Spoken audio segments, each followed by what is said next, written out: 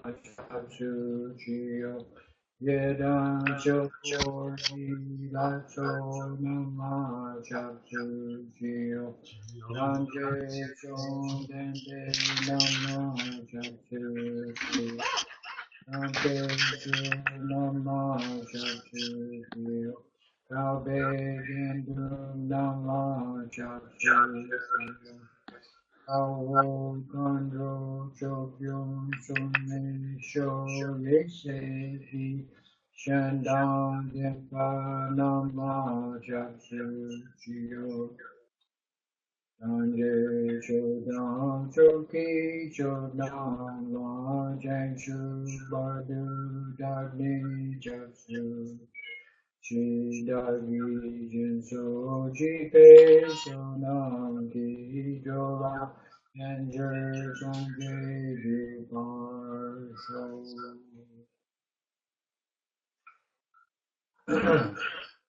These two prayers I just chanted were the start of all of the practice of yoga and meditation in Tibetan Buddhism. My name is Lama Tashi, and I'm the Lama for the island of Kauai in Hawaii, and we have yoga, Dharma, meditation centers on all the islands in Hawaii, and teachers at those centers.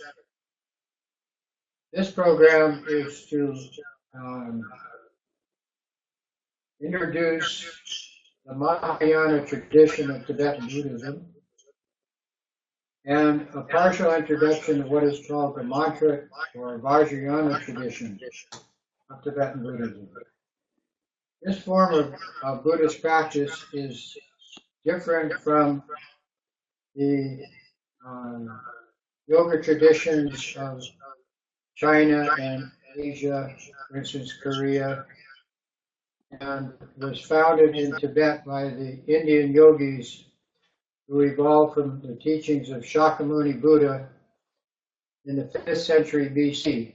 When Shakyamuni passed on the teachings, it evolved from a teacher to student tradition in many areas of India. Then from those various areas, 84 great teachers evolved around the 7th century to the 10th century AD.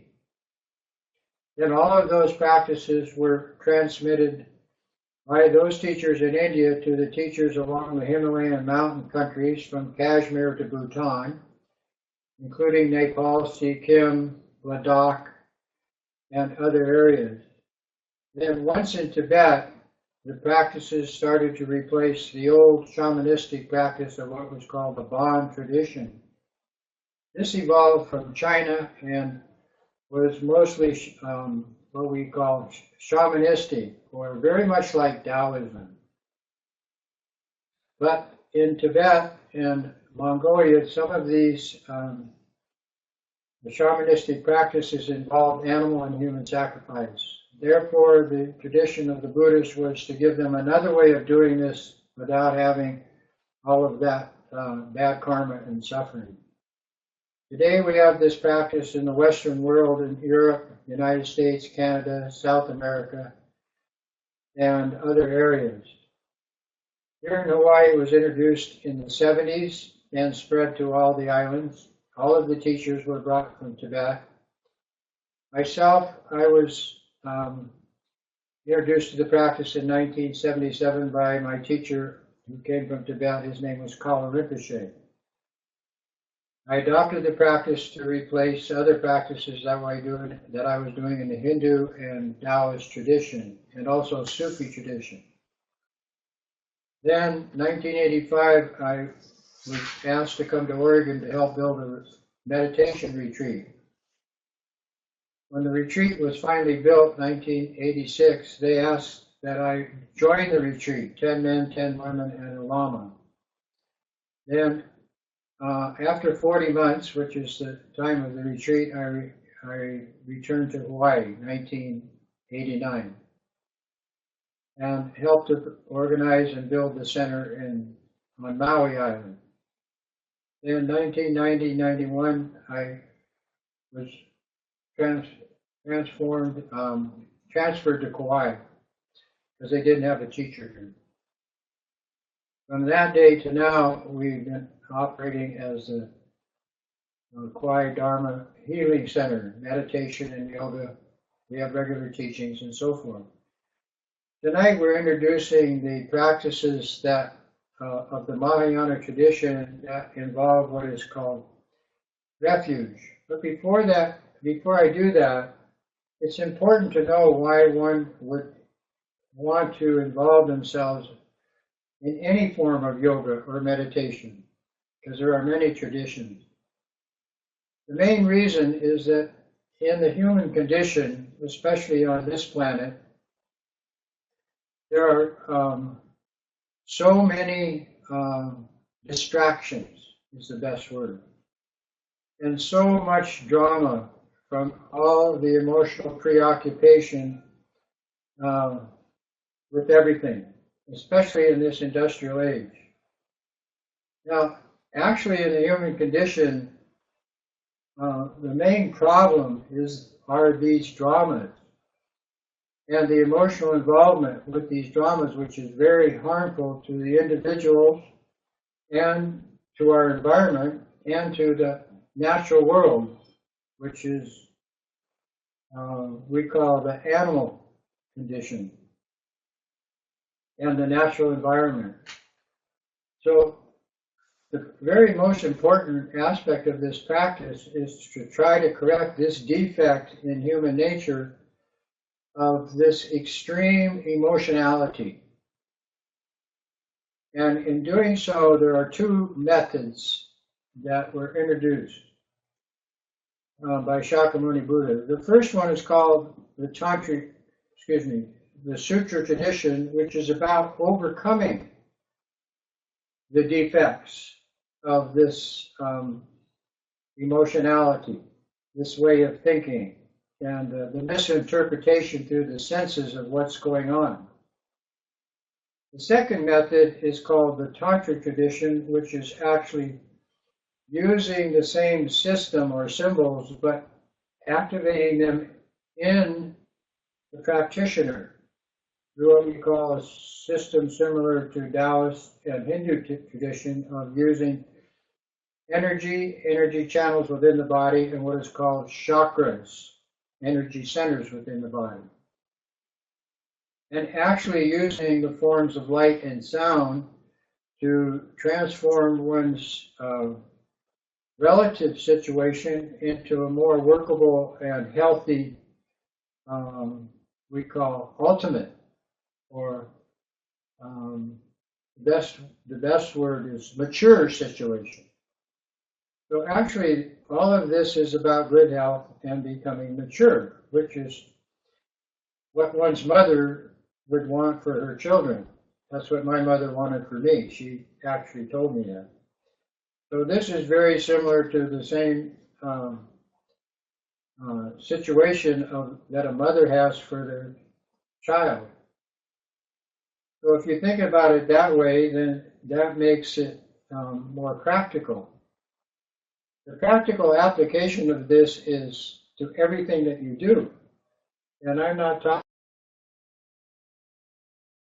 in the way, but also used for the other stages, such as sleep, dream, the process of leaving the body, the actual moment of leaving the body, and then entering spirit world after you leave the body.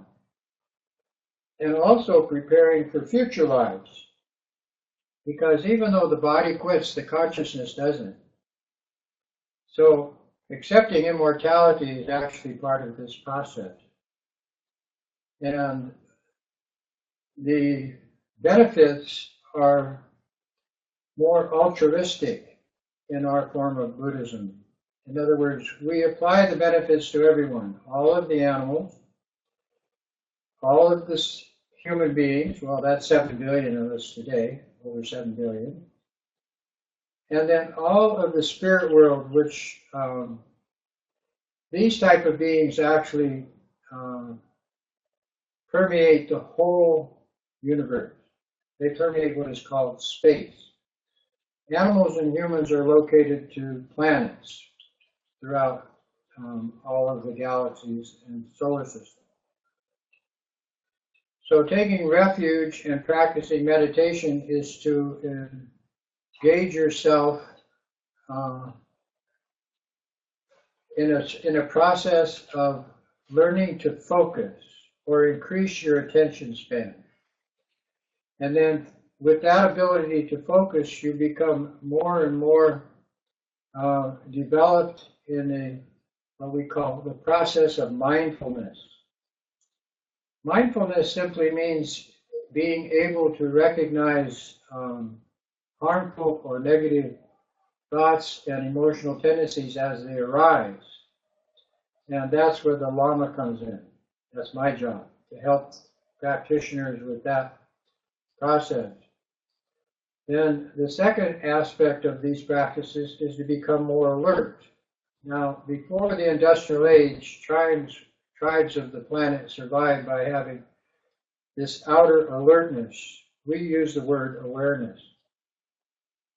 But today, because of the industrial situation, that's not so useful anymore, or actually it's not used. And most of the population on the planet today is living in cities. Well, that really cuts down on your outer awareness. And then we have the electronic technology, which again restricts this through the medias. All of the, I call them toys or screens that are being circulated today. For instance, this program is put on one of those screens. And that again restricts awareness. Just went black. So finally, we come to the need to practice. When you take refuge, it is based on an aspect of your consciousness that is producing this situation. And this aspect of your consciousness is your pure nature. But people confuse this pure nature, which they experience from time to time in various ways, with their mind. Well, the mind is a restricted aspect of consciousness. We call it the relative, or a more direct word is egocentric, which means that emotionally we are bound by the idea that we exist as entities exclusively or in a state of separation from others. And this idea of separation is even extended to what we are experiencing sensually through our environment. And that alone is the major cause of all the dysfunction of the human condition with their thinking. And how does this dysfunction increase is because the thinking in the human condition, we have the habit of emotionally interpreting or connecting or attaching to what we think as being real. But it was distorted in the first place because of the idea of being separate. And that idea of separation is called ignorance. So I can say that we have 7 billion humans that are suffering from a state of ignorance. Then as they have this as their basis, everything that they sense, see, smell, taste, touch, feel, and hear is affected by this. So they're distorting what they are sensing. Then this distortion, again, is emotionally reacted to in such a way that more and more negativity is evolving, and that's what causes the pain and suffering. So what is the cause of pain and suffering? Our mind. Now, we don't like to take responsibility or credit for all of this pain and suffering, so we have what we call the blame game. So we're always saying that it's out there. or the antidote is out there. You have to go someplace, or you have to find it. And actually, it's inside of you. Every single sentient being on the planet carries the antidote to their own pain and suffering. And the simplicity of connecting to that antidote is way too easy, so people don't accept it. For instance, if we say Buddha, that simply means there's a space in your consciousness, and the space is the correct word, where there is no pain and suffering. And every sentient being has this aspect of consciousness. But because we are so restrictive in our egocentric way of the mind, we don't value it. We don't connect with it. And even if we spend a lot of time in meditation and yoga and this state arises, we don't see it as important. Oh, it's okay. Oh, we're feeling peaceful. Oh, we're feeling blissful. Oh, we're spaced, which means you're evading. That isn't it. This space is simply a place in your consciousness where there is no emotional preoccupation. There is not emotionality. And that doesn't make sense to the egocentric individual. So when we introduced the Buddha, the nature of this pure state of consciousness, there are two ways. One is by meeting with a teacher who is using this, experiencing it, valuing it, and teaching it, and then learning from that teacher the direct method. Then if the teacher gives you the direct method and you are unable to use that method, then there's another way. And the other way is called the indirect method, or the gradual method. And that's the one that's most available to most humans. So I'm explaining this because people think that Buddha is like God. There's no religion in Buddhism. There's no worship. We're not going to some celestial realm with this.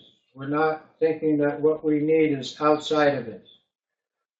We don't value the idea of separation at all. And we actually think that every being in the universe, whether it be a god or goddess, human, animal, or spirit, are equal. There is no such thing as a supernatural being. Everything is totally natural, even, like the natural world around us, equal to that. And we value the nature, the natural world, equal to the beings living in it.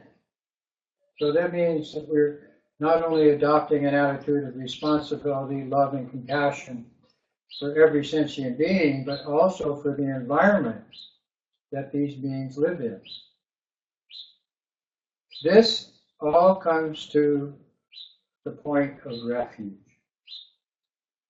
Now, you may not have heard it explained this way, but actually all the teachers of Buddhism, no matter what tradition or culture, are extending the Dharma, which is the word for these teachings, to various cultures and humans this way. But because of their culture, their language, and their what we call ethics, morality, and good manners in their culture, they have to express it a little bit different. Now, this process of Tibetan Buddhism coming into the United States, Europe, and Canada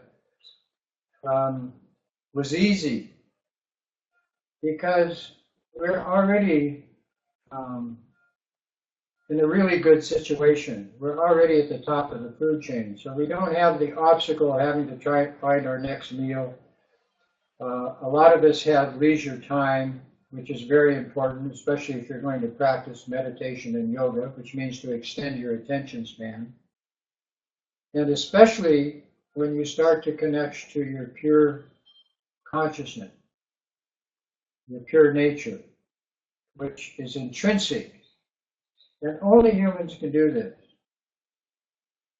Now that leads us to what qualifies a human. Well, first of all, you have to be pretty much together, physically, mentally, emotionally, even spiritually, which means that you have to have the inclination to seek out this type of path. The second aspect that is required is that you have the ability and the inclination. The ability has to be in tune with the ability of your teacher. So these two have to be on a harmonious level. The third quality is that you need to have leisure time. And if you have a very, very busy life schedule, then you have to create this leisure time in the same way you create time for a vacation. Except now you don't have the vacation sometime, like in the summertime. This vacation that I'm talking about has to be every day. You have to give yourself a time period every day to establish this type of practice in 3 ways. The first way is introducing it to your body, to yourself. And so that it starts to affect your central perceptions, your thinking, and of course this emotional reaction problem. The second aspect is that the energies that are being generated through these practices must affect your speech, so that the speech becomes more beneficial, more powerful. And the third way this practice is introduced is through your mind. And this is the most important because the mind is the main obstacle. And it's working together with mind. So these practices are designed to bring the body, speech, and mind into the same state or place. Once that is accomplished, then we have what is called the 4 thoughts. Now these 4 thoughts that turn the mind to this practice are, everybody could do these. The first thought is that because you're a human and have a human body, that is extremely hard to find. Very, very hard to find a human birth. Most of the births of the universe, rebirths or births, are animal and spirit. For instance, you can see we have 7 billion humans, but you can't count the animals in the ocean or on the land. So we say they're infinite number, they're uncountable. But it's very easy to get those kind of births. And then you extend this idea of birth to the spirit world, it's even easier. And the space of this universe, Lama says it is completely filled with these spirits. It's like they're all pervasive. And they don't even restrict themselves when it comes to our world, the planet. They're inside of us, they're inside of everything, they're inside the planet, they're everywhere. And that idea that you have this precious human existence and you should use it to practice and benefit others is the main or first thought of taking refuge or practicing yoga and meditation in the Tibetan tradition with the guidance of the Lama, who knows both the egocentric or relative way of being and the pure consciousness way of being. Both of those are beings. Then the second thought that turns your mind to do these practices is that you have karma. And this karma means that what your thoughts are creating this universe. For instance, if you think negative thoughts, then you get negative results with your body and speech. You become unhealthy. Also, these negative thoughts tend to crystallize outside and start to produce negative results of drama coming back on you. The same thing with your speech and your actions. The more negative you are, the more negative your future becomes. The more positive you are, the more healthy and positive your future becomes. So most people don't believe karma. You know, religions don't believe in karma. I was raised Catholic. There's no subject of karma there. And you can see by the interaction of the religions of the planet, including Buddhism, because some people call this a religion, that there are very harmful results of that kind of approach. The third idea that turns your mind to these practices, that causes one to practice, is impermanence. This precious human body, even though it's useful for benefiting others and our environment, is soon to disappear. The term is death, but death is kind of, we don't know when, you know.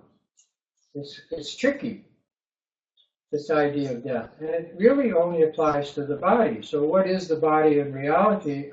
Is that it's a husk. And inside we have this consciousness.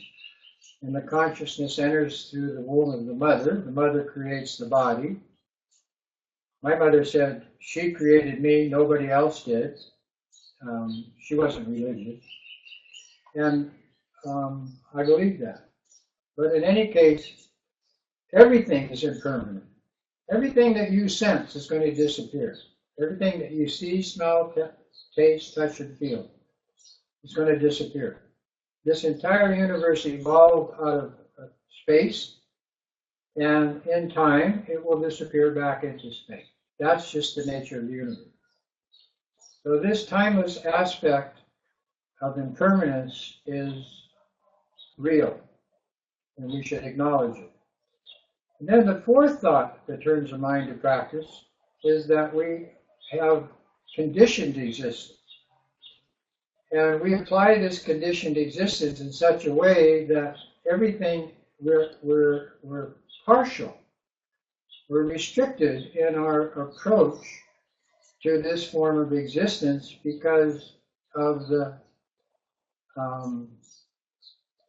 emotional, intellectual involvement and the ignorance, going back to the idea of separation. And when we have this conditioned existence, we even attach this idea of condition to the love that we have for each other or to objects. And conditional love is also defective.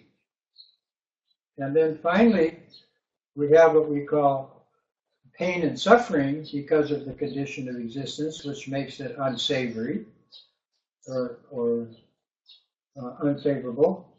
And that is the pain and suffering of conditioned existence affects us on the physical level, mental level, emotional level, and the spiritual level. As I said before, religion. So because of those four kinds of suffering, conditioned existence is not acceptable. So since we have an unconditioned state of consciousness, we can exist unconditionally. That's called Dharma. And that's what the Buddha took birth to teach the Hindu nation and set up this tradition so that it will evolve down to present time for all the people of the planet. The people who practice this tradition, we use a Sanskrit word, Sangha. This simply means that the teachers and the disciples or people practicing all have the same goal. And that is to bring happiness not only to themselves, but to every living being, not just on this planet, but in the entire universe. And at the same time, keep the environment healthy, wholesome. And those two you could say goals or motives, are what we are doing. And I can say that it's working because we have 2,600 years of this tradition evolving, and everywhere that it went, things got better. That doesn't mean it stayed there. That doesn't mean it's permanent. It just means it went into these various cultures, for instance, Tibet, improved their life situation, and helped to make the beings happier, alleviate this pain and suffering. So my introduction this way is not just for this class. What I have just explained is actually the basis for taking refuge in this tradition. When one takes refuge with this understanding that all of the cause of suffering is one's own mind and cannot be blamed in any way, shape, or form on others or the environment, is healthy. It's very healthy. And when you do that, you start to adopt what is called the unconditional mode. You start to immediately move from the restricted, what we call unwholesome way of thinking, to the pure nature of consciousness where none of that kind of thing is there. And you don't have to rely on any type of supernatural anything for this to work. When we introduce the Dharma, we introduce the teacher. The teacher in our tradition is called the Lama. In other traditions, they have other names like Sensei, Guru, and so forth. But the Lama is the basis of all of the yoga, of the Sutra Tantric traditions, and the teachings on the pure nature of consciousness itself, which is called the teachings of sunyata, or voidness. And this connects everything in such a way that it creates what is called a unity, a very profound unity. A situation where there is no separation, no idea of separation. And so the teacher, the Lama, builds on this one basic point with the Sangha.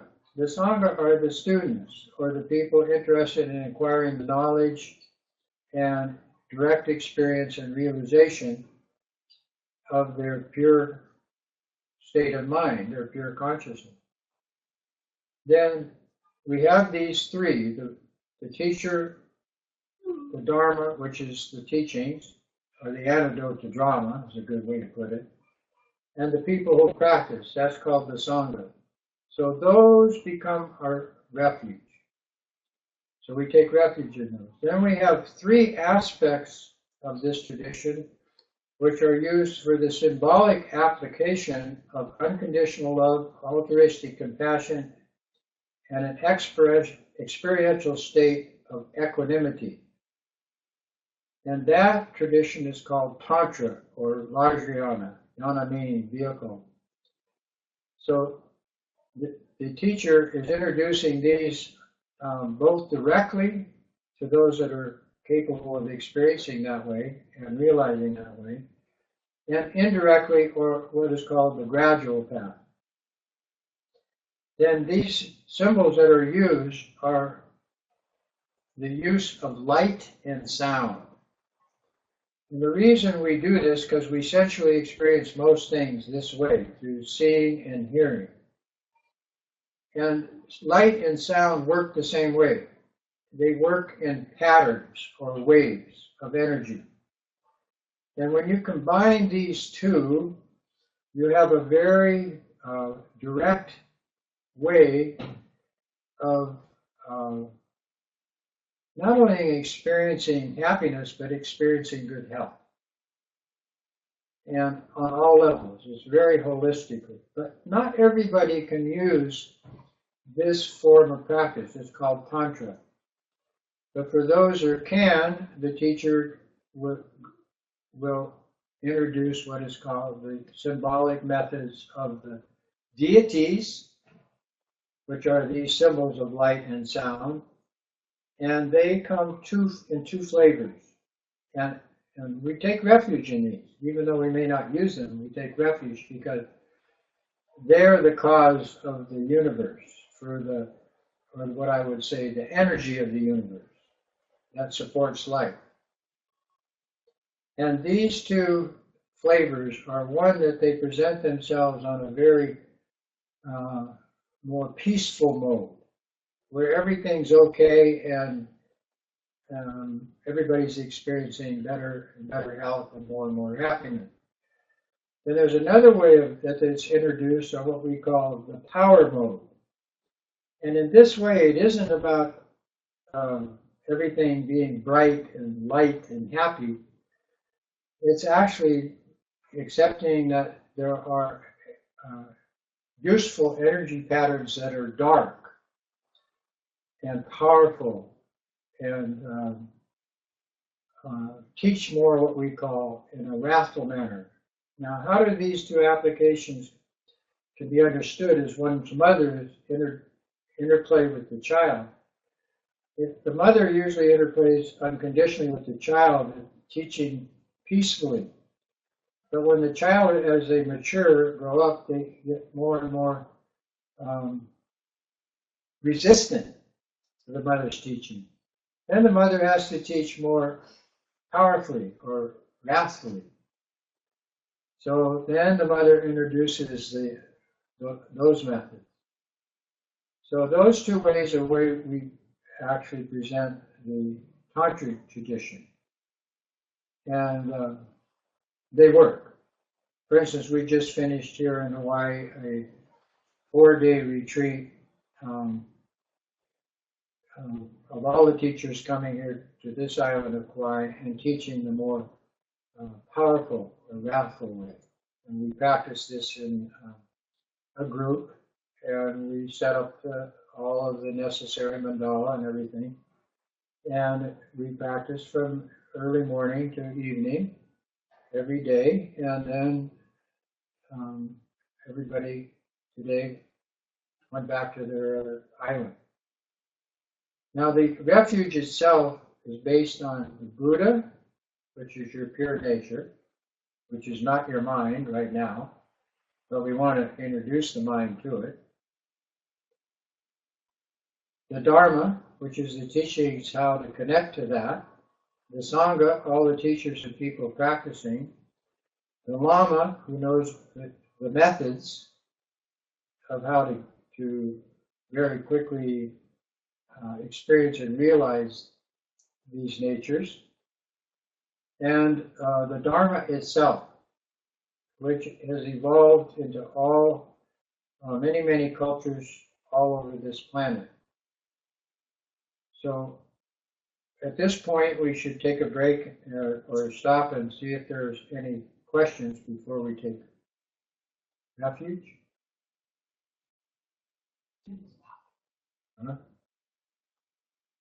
So the refuge goes like this. Wait, so I'm gonna stop.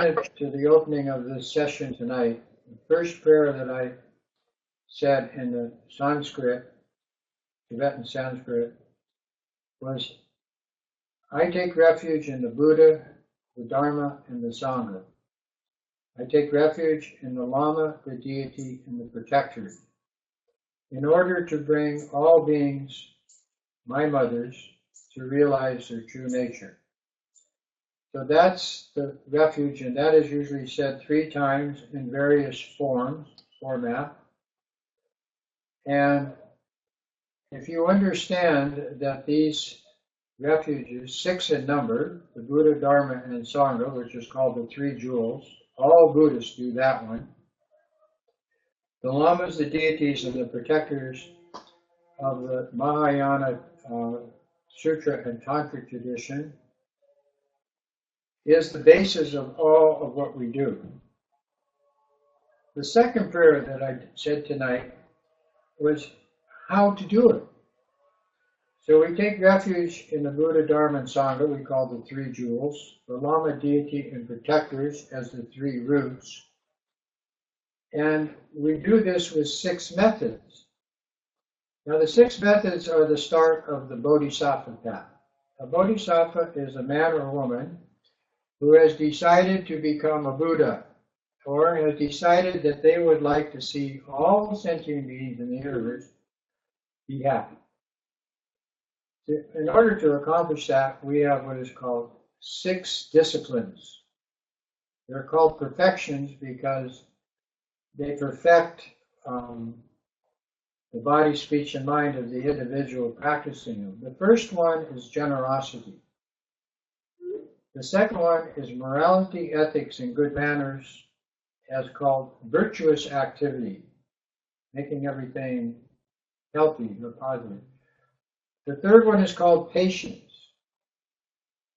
The fourth one is called diligence or perseverance, which means you practice these first 3 continually, and then you apply this diligence to the meditative focus, which means to be able to single-pointedly place your mind, focus your mind on one thing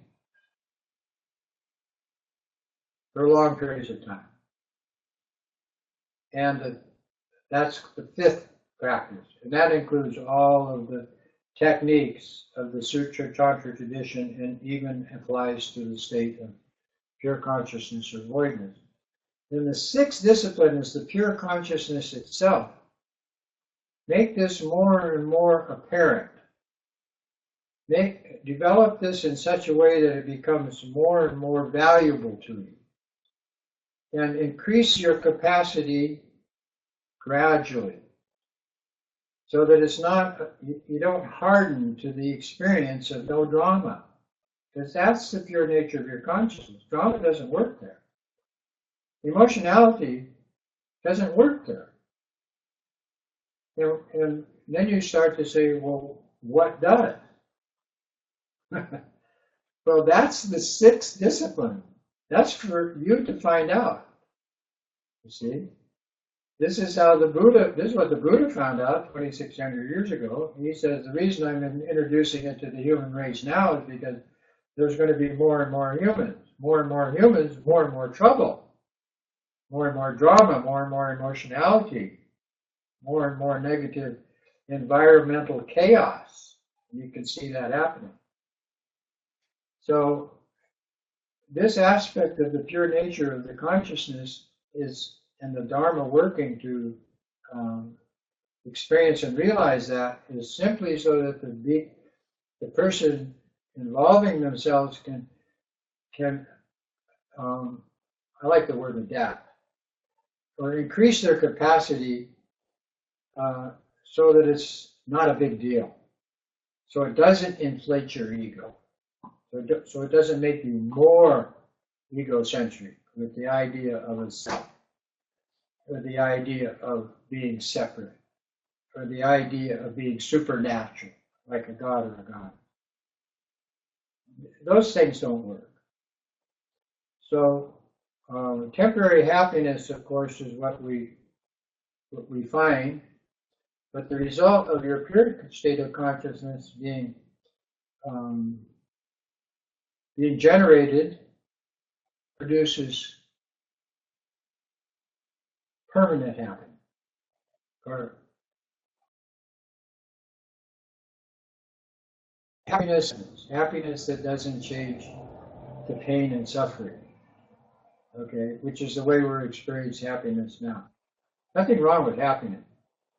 But in the unconditioned flavor of your mind, even happiness doesn't work.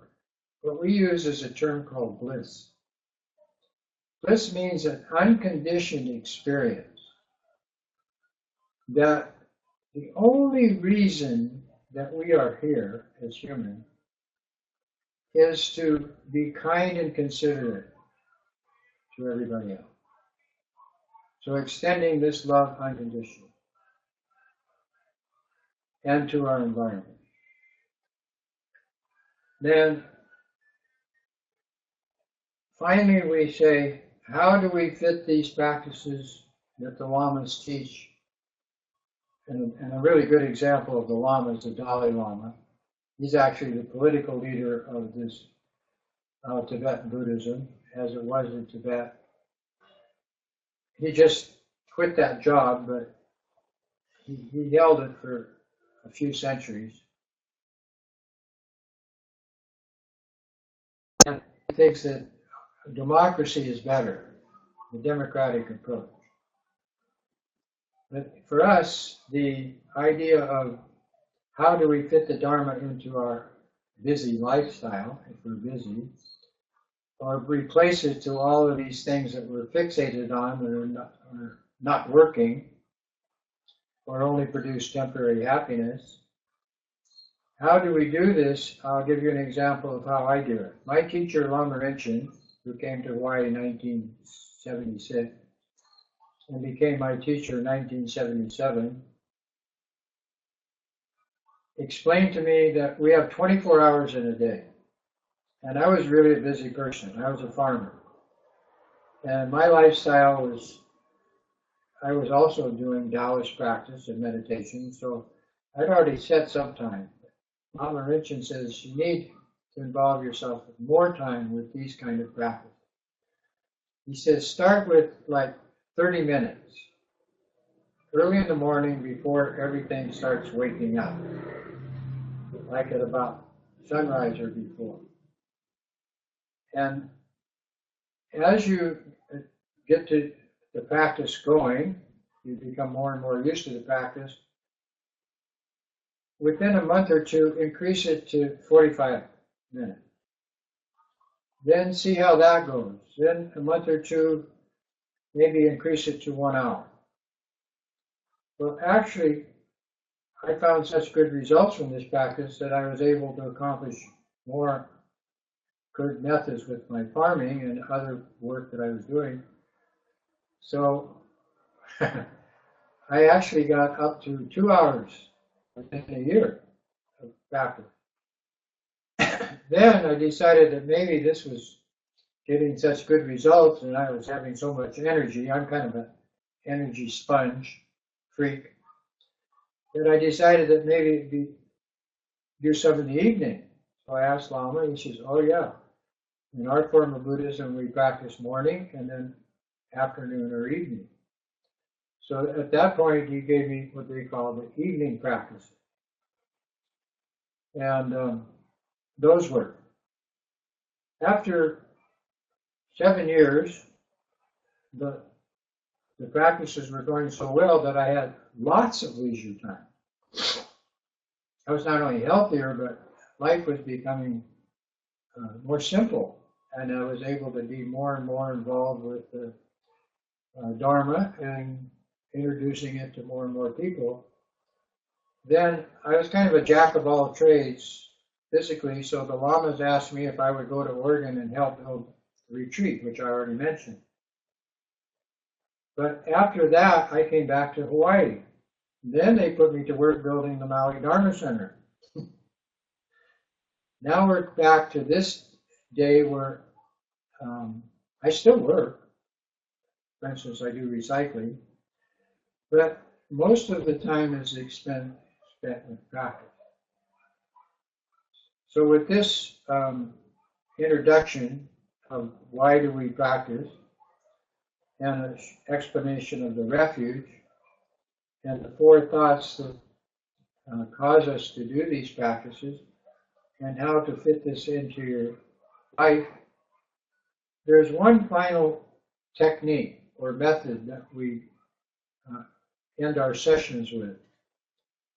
And this is called dedication, which simply means that all of this really isn't for oneself. The real purpose of this is for the benefit of everybody else. And of course to the environment, which is a living being. So we dedicate all of the good results of our development of our body, speech, and mind using these methods to that purpose. for the benefit of all living beings. And then as we become more and more experienced and realized in our pure consciousness, we use the basis of that to not just this life, but after we leave this body, that becomes the basis. So we actually create a situation outside of the emotional field that all of the other beings are involved with, but in a way that this other state of being is totally integrated, because there's no idea of separation, into all those drama fields. For instance, we have 6 drama fields. So I mentioned we have 6 refuges: the Buddha, Dharma, Sangha, and the 3 roots: Lama, deity, and protector. We have 6 disciplines: generosity, morality, patience, perseverance, meditative focus, and the establishment of the pure nature of voidness. Together with loving kindness and compassion, we extend to 6 states of existence. The first is the human. The second is the animal. Now these are called animate states of existence. Then outside of this, beings take birth from the human condition and also the 4 aspects of the spirit world.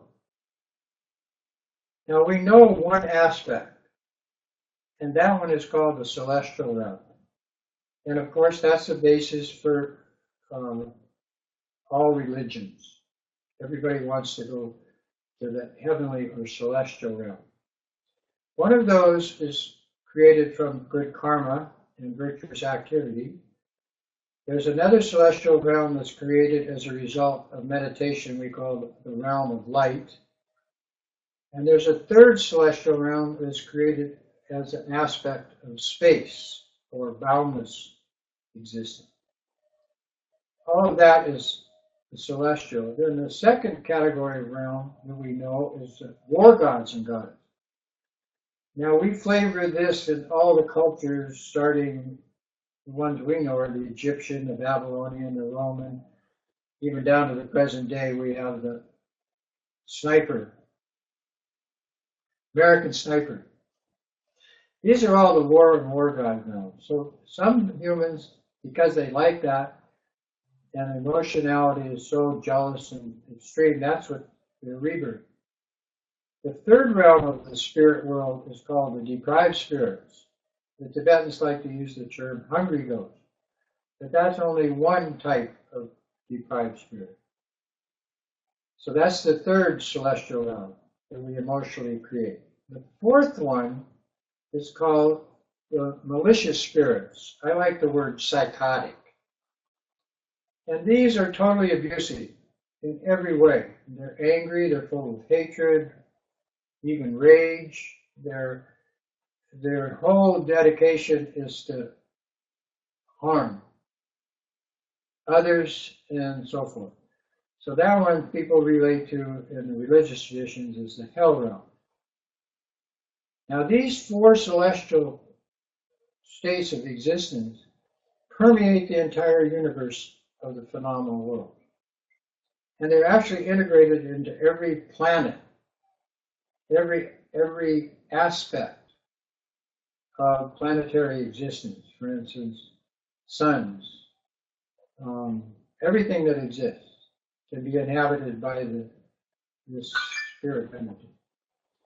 So here we have the 6 disciplines of the Bodhisattva path, the 6 sources of refuge, and we apply this to the 6 realms of existence. That's it. We have a question. Yeah. What times and days are best for Dharma practice? You already covered that a little bit. Well, because of planetary influences of our sun and moon, specifically the moon, the emotionality of humans is more extreme on the new and full moon, which is about every 14 days for 1 and 14 makes 28. So new and full moon. But Lama Rinchen, my teacher, says every day. is very important for practice because it affects your state of mind, and you must always think, this is the day I die. What state of mind am I going to die in? This is a very important function of mindfulness. You know, in the 60s we said this was the first day of the rest of our life. Well, in Buddhism we say this is the last day and I must live it accordingly. Does that answer your question? What about times of days? Oh, I mentioned already, the best time of the day is morning and afternoon, but sometimes I find my body out in the ocean, at the beach, in the mountains. So in nature. In nature.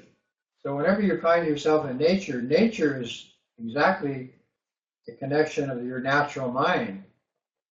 And so nature itself is the teacher. We say the 5 elements, and we use these 5 elements of nature all the time.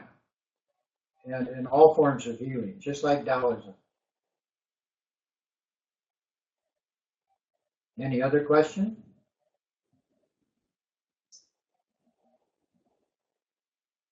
Formal refuge is when one wants to make a commitment to do these practices all the time, starting in a short session in the morning or a short session in the evening or whenever they find it appropriate. We integrate it finally into everything, our sleep, our dreams, when we have meals together, when we receive teachings, when we work our gardens or farms, and so forth. We have the formal prayers, which anybody can use. If you take a formal refuge, you do it with the Lama. The Lama gives you a Tibetan name, and you do what is called the hair cutting tradition, ritual, and Which is just a piece of hair. huh? Can you clarify the hair cutting? So the hair cutting symbolizes, It's just a tiny piece of hair. yeah, just a tiny piece of hair. That symbolizes cutting off your egocentric idea of a self or a soul existing separately from everybody else, which is the way the religions introduce the idea of soul. It's only for you to get to heaven. That's a huge idea of separation. And that leads to war on this planet. So when we introduced this, we introduced it with the idea that we're connecting to everybody and everything. That's the first phrase of the refuge. It says, I'll read it. In order to attain enlightenment for ourselves and limitless sentient beings as our mothers, we now all together take refuge in order that all beings become happy all the time. And that's the way we start. Then we say, okay, what are the refuges? Okay, we go for refuge to all the lamas, the teachers of this tradition. We go for refuge to the Buddhas. The Buddhas are human beings who have gone into their pure nature and are using that to benefit the beings that are stuck in their relative nature, egocentricity. We go for refuge to all the Dharma. That's all the methods, the teachings, how to gain real experience and actual realization of who and what you really are, a Buddha. And it's very good to look at everybody as if they're already Buddhas, even though they might present themselves another way. At least in your mind, they're perfect. We take refuge in all the teachings, the Dharma. We take refuge in all the Sangha. That's all the teachers and people who practice any form of Buddhism. We take refuge in all the Dakas and Dakinis, which we use as the protective symbols of these practices because they work and they cause everything to get better. They're called the activity emanations of our mind. And when the mind is focused and well training, they come out. And then we use as peaceful deities of the practice to fill the universe with mandalas emanating from our mind. So we're using the mind, which is defective, become the basis of all of this healing energy. All of that is called refuge. Then we say, taking this refuge of the 6 as the supreme refuge, I go with all beings to enlightenment. enlightenment means a state of no more, no more emotionality, at least not negative emotionality, harmful emotionality. And then establishing that as the refuge, I now practice the 6 disciplines of the Bodhisattva path, which are called the 6 perfections, or bodhicitta is a Sanskrit word, which means pure mind practice. And anybody can do those. So that's the 2 prayers that I chanted at the start of this class tonight in Sanskrit. Could we do a little meditation? Is a question. Yeah. As I mentioned before, the actual refuge is including all sentient beings and nature itself. Nature is composed of 5 creative forces, and these are accepted by all the traditions and tribes of the planet, whether it be American Indian, Hawaiian, Tibetan, and so forth, Chinese, Polynesian, everything. These 5 aspects of nature are the space that the nature appears in, the earth, which is the basis for human life and life itself, the way we experience it, water, which is absolutely necessary to survive and have a body, fire or radiation, which is the thermal energy or light energy of everything, and finally air. Now these 5 elements are universal. And they are also used by all the traditions of the planet up to this industrial age of not only survival, but healing and connecting to nature in such a way that you intuitively know how to use these 5 elements to survive and to heal. With that information, the 5 elements, earth, water, fire, air, and space, can be used in meditation symbolically for healing purposes. I'll give you an example. When I present the earth, I use a 6-sided yellow cube. Okay, now I label this symbol earth.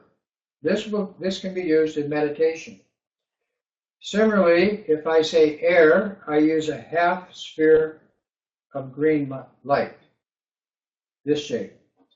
If I say the water element, I use a sphere similar to the shape of the earth, blue. So the colors, as you can see, are becoming the code of these elements. Fire, I use a pyramid, 4 sides and a bottom, just like the Egyptians used. And finally, space is a white sphere, similar to the water. Now, space is usually associated with consciousness, and water is usually associated with form. So these 2 having the same shape, they're interchangeable, or actually they're inseparable. But I'm introducing these 5 as individual symbols. Now the way I'm going to present this meditation is that any one of these symbols are connected to the other 4. You cannot have one without the other. For instance, you cannot have space without earth, water, fire, and air. It doesn't work that way in our phenomenal world. Similarly, if I say to use one symbol, you must remember that all 5 are in that one symbol. But to locate this one symbol as a primordial entity, we need to use the mind. The mental application of the mind causes the healing, because the mind exists in the body of a human. And as I said before, only humans can become Buddhas. Well, if I introduce this as a meditation technique, it doesn't matter which one of the 4, 5 I'm going to use. So I'm going to pick out the cube, the yellow cube, similar to a cube of sugar, and it's yellow. Using this symbol, we are introducing to you a meditation method where you can experience how it relates to every aspect of where we are, and how the healing energy not only works on the relative level, which I'm talking about the physical, but also on the ultimate level of pure consciousness. And the way it does that is because it's a primordial, all-pervasive element. Okay, so each of these five are primordial. They're timeless. There's no beginning, middle, or end. They've always been here. They're always going to be here. They exist now. Since they exist now, we can use them. And since they make up our physical body, we can use it for healing that aspect of our being. To formally meditate, we start with the 5 positions of the body. These are called mudras in Sanskrit. So if you wish to meditate, sit in a chair or on a cushion, be comfortable, with your back straight. If you can't sit with your back straight, have a straight back chair and push your back against the chair. Then slightly tilt your head forward so that the energy centers of the head align with the energy centers within your torso. The third aspect of this is the eyes must be open, because the basis of the healing energy is light itself, and the light is coming through your eyes.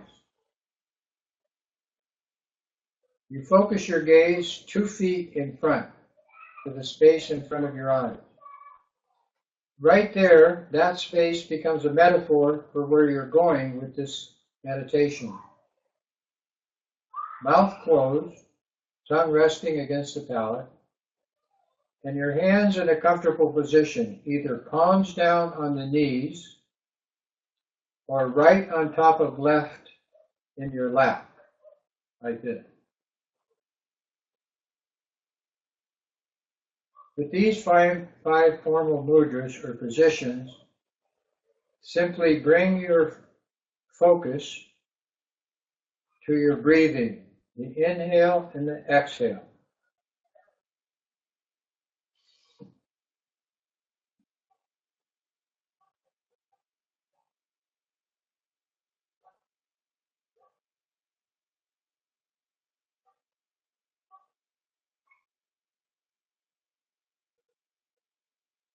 You start with the breath as an object because you always have it, as long as you're in the body.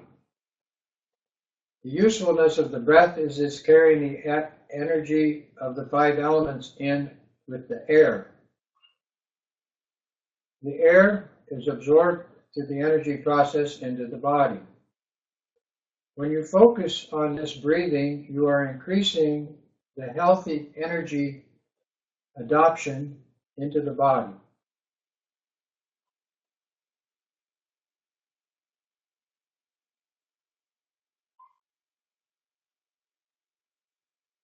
When you breathe into the lower part of your abdomen where the diaphragm is expanding. When the diaphragm compresses, causes the air to leave the body out the nose. Nose breathing is better than mouth breathing because it warms the air and again increases the vital energy.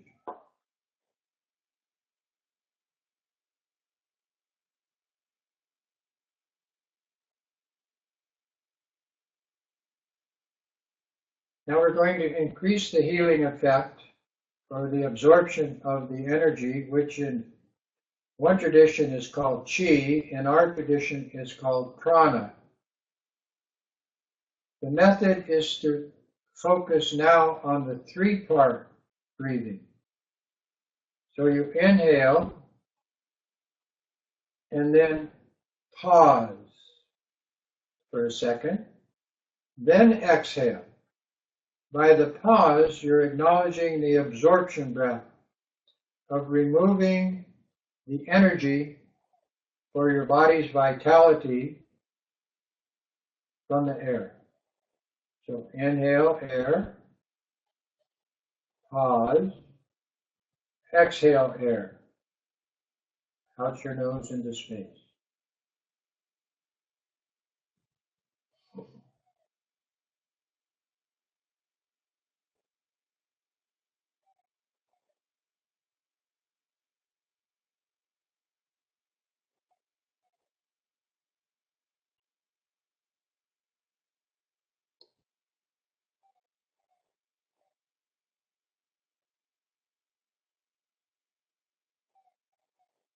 After a short time, you'll notice that your mental connection to outside activities, worldliness, is dissipating. Also, you will notice that you are becoming more peaceful, not just mentally, which produces less tension, especially in the body.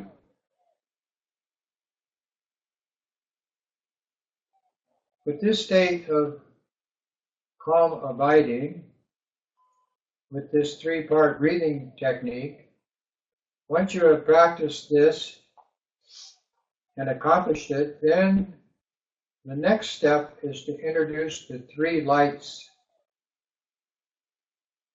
And the three lights are simply to mentally or visualize mentally that the air coming in is white light. That the middle breath, that where you pause, the absorption breath, is the energy as red light, and you can see it permeating your entire form. The exhale out the nose and into space is blue light. Now this is a code. So white light air, inhale. Middle breath absorption, permeate. Blue light exhale, fill space.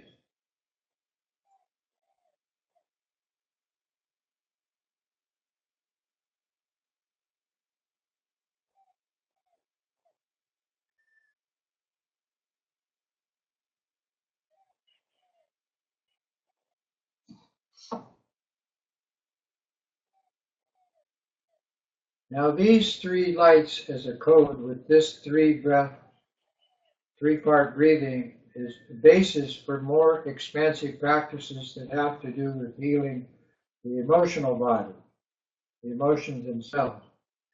But today we're going to use it for the energy for the physical body, and this is done simply by bringing all three lights to a point in the center of your chest.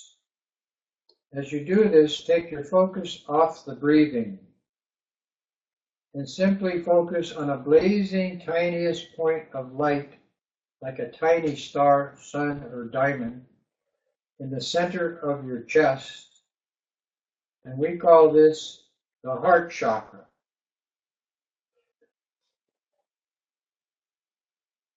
Chakra meaning energy center. Focusing on that tiny point of light, imagine it to grow to a tiny three-dimensional sphere of clear light.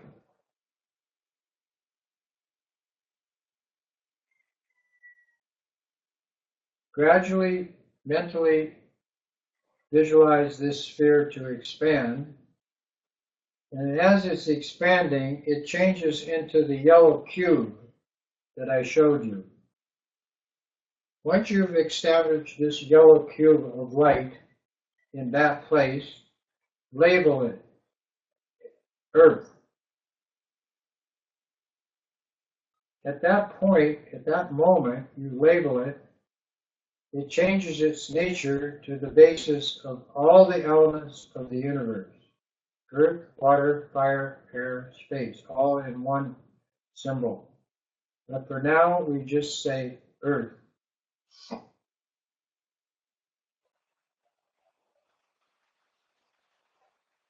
Using your imagination, see that cube move out the front of your body, out in front, and up before your eyes, arm's length in front. So 2 feet out, you're going to see or visualize, or maybe both, this yellow cube labeled Earth.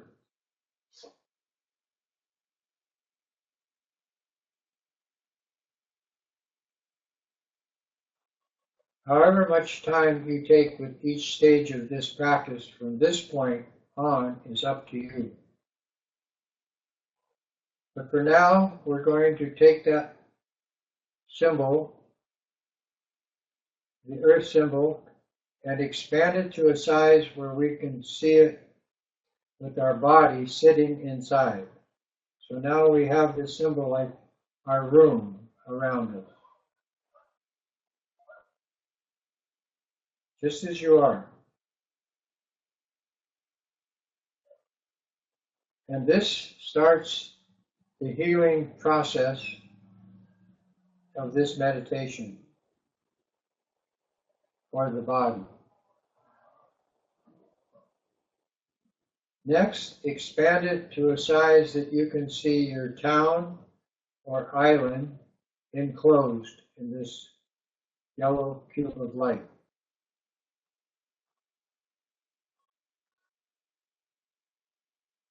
Expand it in size so that you can see the entire Earth and her atmosphere inside.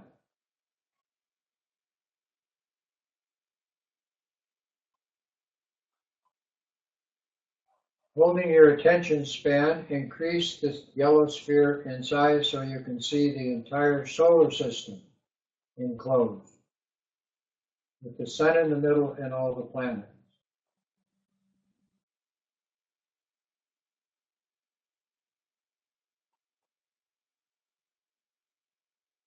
Expand it in size so that you can see the entire spiral galaxy, our galaxy, inside. Billions of stars and trillions of planets inside.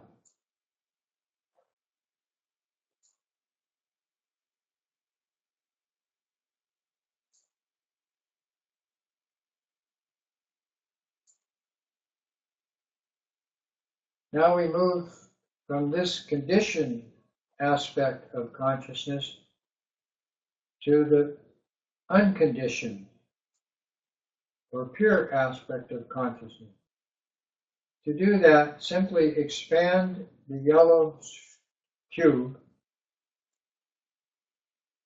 to merge with the boundless universe of space. And at that point, stop meditating. Just relax.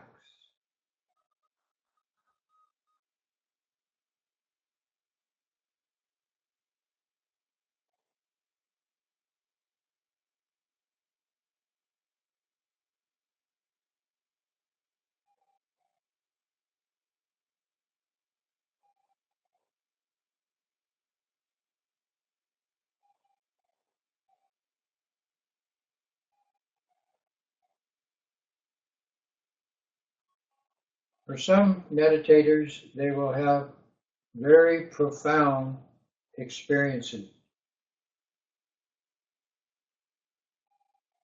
This is increasing their capacity to know or understand their pure consciousness and its usefulness.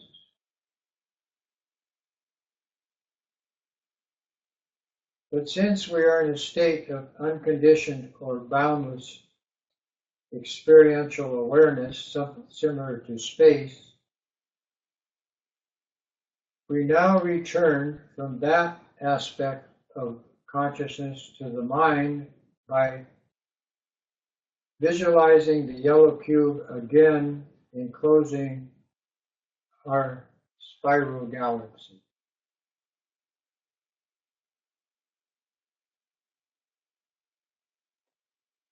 Condense it in size to enclose just our solar system.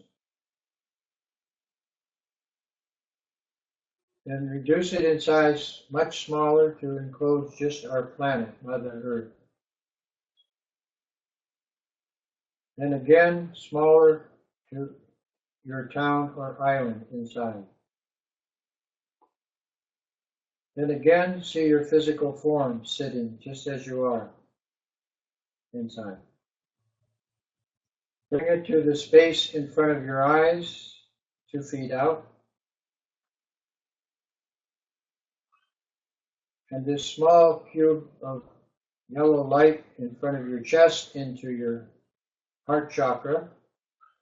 We actually label this energy center the mind.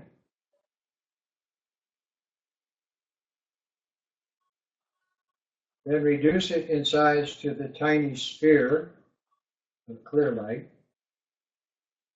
Contract that sphere to a tiny point of light.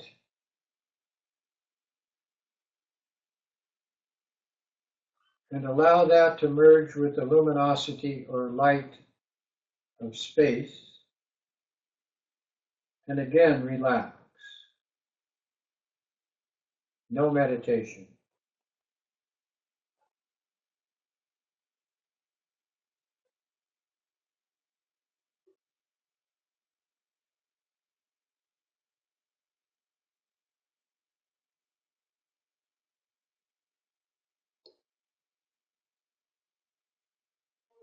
Bring your awareness to in front of your eyes.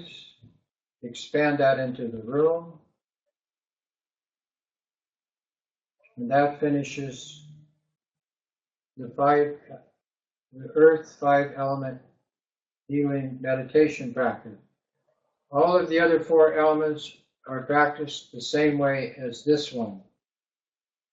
They all are equally effective at both the conditional experience level and the unconditional. And you start to realize that the extremely large aspect of our world and the extremely tiny energy patterns of our world are very similar in experience and realization. Now we dedicate the merit to finish this session today, unless there's question. So when we dedicate, we're dedicating the virtuous activity that we are involving ourselves, that is very positive and healthy, that it benefit all living beings in the universe, all the animals, all the spirits, and all the humans, impartially, non-judgmentally. And the words go like this. By this virtue, having realized this pure nature, called Mahamudra in our tradition, may I quickly realize or establish that all beings, without a single exception, are in this state. Through the blessing of all the Buddhas who obtained this state as the 3 vehicles of their activity, through the blessing of the unchanging truth of this state as being timeless, and through the blessing of the unwavering aspirations of us, the Sangha, being healed by these practices, may this dedication prayer be fulfilled in every way that is auspicious, healthy, and fun. And in Sanskrit, we chant it like this. Dewa di nurdu da chagya champo drugyurne droba shinking malupa te sala gopar sho sanjay kusun denpai chen la dan choni maker denpai chen la dan tendu miche dukai chen la ki jitar gomwa mon man drupa sho. May all beings be happy, may all beings be free of suffering, may all beings be established in bliss through our meditation practices, and may all beings be free of emotionality, attachment, aversion, and judgment disappear, transform. Yuchi Che, that means in Hawaiian, mahalo. In American, Canadian, and English, thank you. Thank you, Lama Tashi. We do have one question. Can you hear me okay? Sure. Okay, so question is, does eating certain foods affect your mental, emotional, and spiritual body? All of us, because of our karma, have certain things that, yes, that certain things can affect us adversely. Each one must determine for themselves what is best for their health. And it's pretty obvious today that we really have to watch our food source as it's being contaminated as it is being grown and manufactured. So that, I think, is the primary state of awareness about food. Some people think that the vegetarian is diet better than incorporating protein as meat. But again, I think that should be determined individually, not as a spiritual or religious idea. And especially watch out for foods that are grown in an industrial way, such as GMOs and certain types of meat that are contaminated with hormones and chemicals and killed in very terrible ways to produce food. So we have to be aware, yes, but don't fixate. You know, you got to learn to be flexible. The body changes. As the body changes, your needs from your food, water, and air are changing also. So this is one of the perks of being a meditator. I myself am approaching 77 years. I am getting younger. That doesn't mean my body's getting younger. That means I'm healthy. I have as much energy now as I used to have. So apparently this awareness is working. I'm just using that as an example. Wonderful, thank you. Yes, it looks like Jacques coming on with some questions. Jacques, we can't hear you. No, I just figured since you were on, be on too. Okay, right on. Do you have any questions coming in from your crew? No, no, they're all blissed out. All right, well, hello, everybody. Thank you all very much for this opportunity. Thank you very much, Lama Tashi, for your teachings. My pleasure, and I'm available for questions by phone, mail, Skype, email, or any other way.